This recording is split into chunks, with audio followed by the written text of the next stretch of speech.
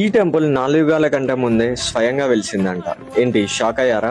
And ఇక్కడ ఉండే శివలింగం నుంచి రేణుకాచార్యుల వారు ఉద్భవించారంట. అసలు ఇంతకీ ఈ టెంపుల్ గురించి మీలో ఎంతమందికి తెలుసు? నమస్తే people, welcome back to Warangal wheels. ఈసారి మరొక ఏన్షియన్ టెంపుల్తో మేము ముందుకు వచ్చేసినాం. ఈ టెంపుల్ పంచపీఠాస్లో ఫస్ట్ వన్. దీని తర్వాత Ujjain, Kashi, Kedarnath and Srisailam are the next 4 peethas.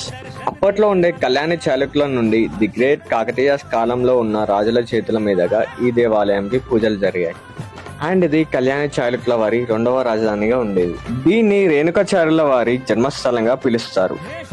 మరొక షాక్ అయ్యే విషయం ఏంటంటే, ఈ టెంపుల్లో ఉండే ప్రతి ఒక్క ఫైన్ డీటెయిలింగ్ చూసినప్పుడు మనల్ని చాళుక్యుల కాలంలోకి తీసుకెళ్తుంది. బాగుంది కదా, నాకు కూడా నచ్చింది. ఇన్ని స్పెషాలిటీస్ ఉన్న టెంపుల్లో మరొక మెయిన్ స్పెషాలిటీ ఏంటంటే సహస్రలింగం.